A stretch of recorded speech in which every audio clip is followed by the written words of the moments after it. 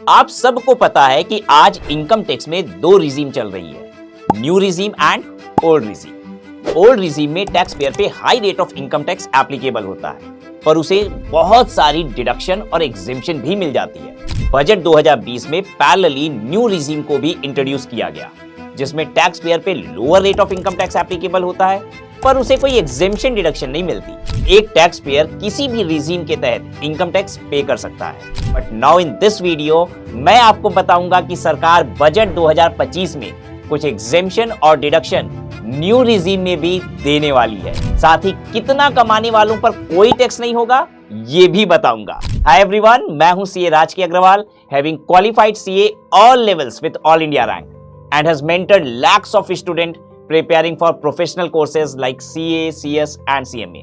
Government continuously new regime of income tax को tax payers के लिए अट्रैक्टिव बनाने की कोशिश कर रही है। टैक्स एक्सपर्ट्स की माने तो हमारी फाइनेंस मिनिस्टर निर्मला सीतारमण जी 1 फरवरी 2025 को new regime of income tax में कुछ बड़े बदलाव कर सकती हैं।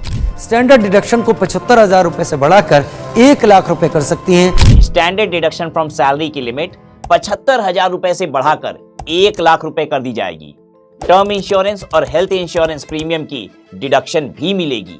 आपको पता होगा कि बैंकों की हालत आज बहुत खराब है। बैंक के पास पैसे नहीं है, क्योंकि अब लोग इक्विटी और म्यूचुअल फंड में इन्वेस्ट करने लग गए हैं।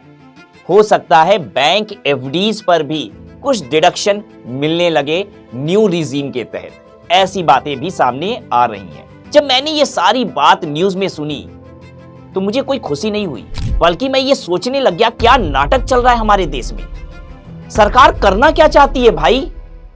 New regime of income tax को इसलिए लाया गया था कि टैक्स को सिंप्लीफाई किया जाए, कोई एग्जेम्पशन डिडक्शन ये सब का झंझट ना हो। बस सरकार एक रिड्यूस रेट पे हमसे टैक्स ले ले, रिटर्न फाइलिंग काफी इजी हो जाए। पर लगता है सरकार टैक्स को हमेशा उलझा के ही रखना चाहती है। सरकार न्यू रिजीम को भी धीरे धीरे ओल्ड रिजीम की तरह बना रही है। मैं तो कंफ्यूज हूं। आइए एक बीजेपी लीडर से ही समझते हैं सरकार करना क्या चाहती है। वो फाइनेंस मिनिस्टर है ही नहीं। Finance ministry PMO prime minister's office में जो ऑफिसर्स हैं वो सब करते हैं, वो सिर्फ दस्तखत करती है।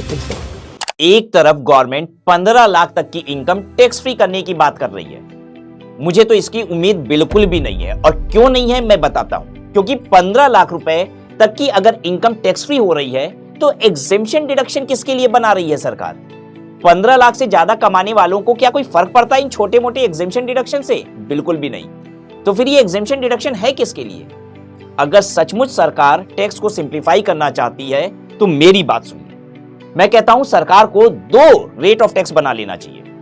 एक रिड्यूस रेट बना ले जो सैलरी की इनकम पे और इन्वेस्टमेंट की इनकम पर एप्लीकेबल हो, और एक comparatively high rate of tax बना ले जो बाकी सभी इनकम पे इंक्लूडिंग बिजनेस इनकम पे एप्लीकेबल हो। एक सैलरीड एम्प्लॉई हमेशा ज्यादा टैक्स देता है क्योंकि उसकी सारी इनकम डिस्क्लोज होती है, राइट? उसके ऊपर कम रेट ऑफ टैक्स होना चाहिए, और जब सैलरी इनकम पे टैक्स कम रेट से होगा तो जरूरत ही क्या है स्टैंडर्ड डिडक्शन की सैलरी से। और जहां तक रही बात टर्म इंश्योरेंस और हेल्थ इंश्योरेंस की, मैं कहूंगा सरकार पहले उस पे जीएसटी तो हटा ले। जीएसटी तो सरकार से उस पे हटाया नहीं जा रहा।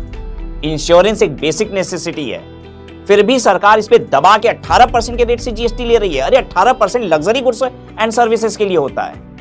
मैं कहता हूं छोड़ो इनकम टैक्स की छूट, पहले जीएसटी हटाओ। वैसे आपकी क्या राय है कमेंट बॉक्स में जरूर बताइएगा। अगर आपको इनकम टैक्स और जीएसटी डिटेल में सीखना है तो हमारे चैनल स्टडी एट होम पर इसकी कंप्लीट प्लेलिस्ट दी हुई है, लिंक मैंने डिस्क्रिप्शन बॉक्स में डाल दी है। Thank you, bye bye, see you in the next video.